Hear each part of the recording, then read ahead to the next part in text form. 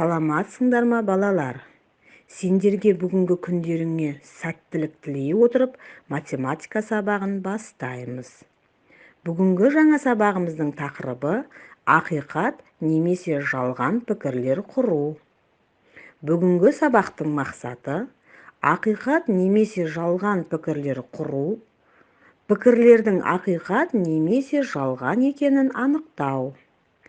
Есіңде сақта, жалған немесе ақиқат туралы нақты айтуға болатын сөйлемді пікір деп атайды. Басқа кез келген сөйлем пікір болып табылмайды. Пікір дұрыс, шындыққа жанасатын немесе қате, яғни шындыққа жанаспайтын болады.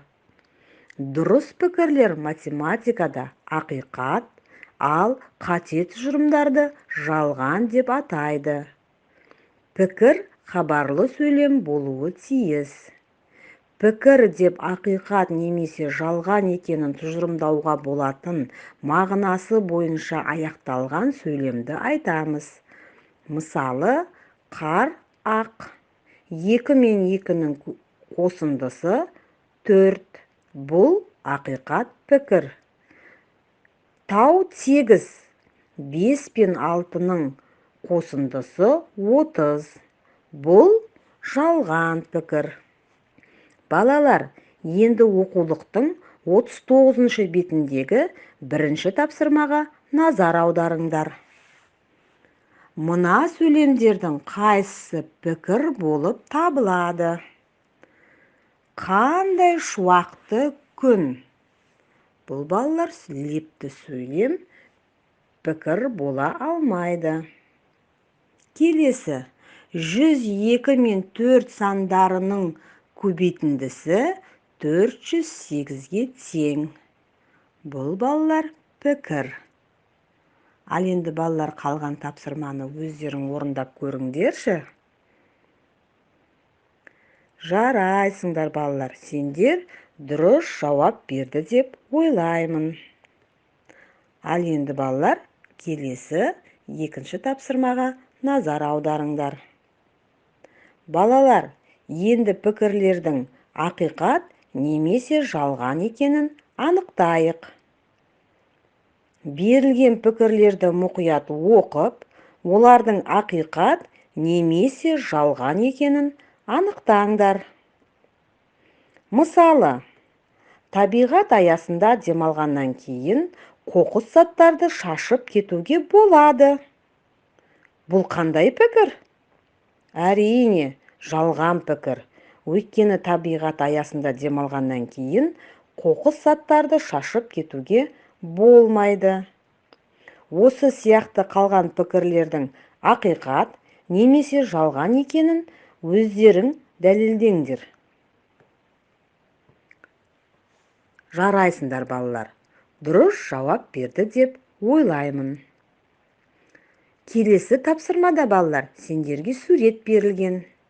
Осы суретті қарап, сурет бойынша пікірлердің ақиқат немесе жалған екенін анықтаңдар. Бірінші, суретте табиғат аясындағы демалыс бейнеленген. 2. Суретте отбасының ас үйде тамақтануы бейнеленген. 3. Суретте қыс мезгіліндегі отбасылық демалыс бейнеленген. 4. Табиғат аясындағы отбасылық демалыс бейнеленген. Ақиқат пікір ме, жалған пікір ме? Анықтаймыз.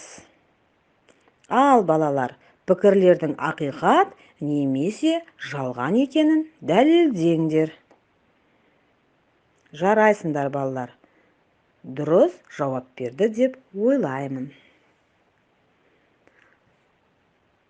Келесі тапсырмада балалар, бізде бірдей көпейткіштер сандар берілген. Яғни, біз оларды санның квадратына және кубына айналдырып, мәнін табамыз. Балалар, тексеріп көрейік. Балалар, сендер дұрыс орындады деп ойлаймын. Жарайсыңдар, балалар.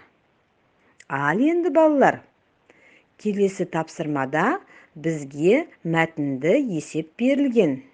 Енді мәтінді есеп шығарып көрейік. Бұл есеп табиғат аясында демалушыларға берілген есептер. Есепті мұқият оқып, шартын шешіп, жауабын жазамыз. Табиғат аясындағы демалыс орталығында 250 адам демалып жүр. Олардың 86-сы тауға өрмелеумен, одан 2 есе кем адам атпен серуендеді. Ал қалғаны тауға жаяу шықты. Неше адам тауға жаяу шықты? Балалар, есептің дұрыстығын тексереміз. Жарайсыңдар, балалар, дұрыс орындады деп ойлаймын.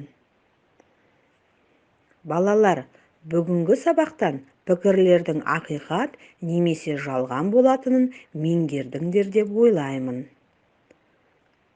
Қорытынды.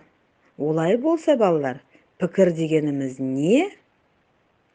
Жалған немесе ақиқат болуы мүмкін қандай да бір пайымдау. Керемет. Балалар, жетістік баспалдағы арқылы алған білімімізді жазамыз.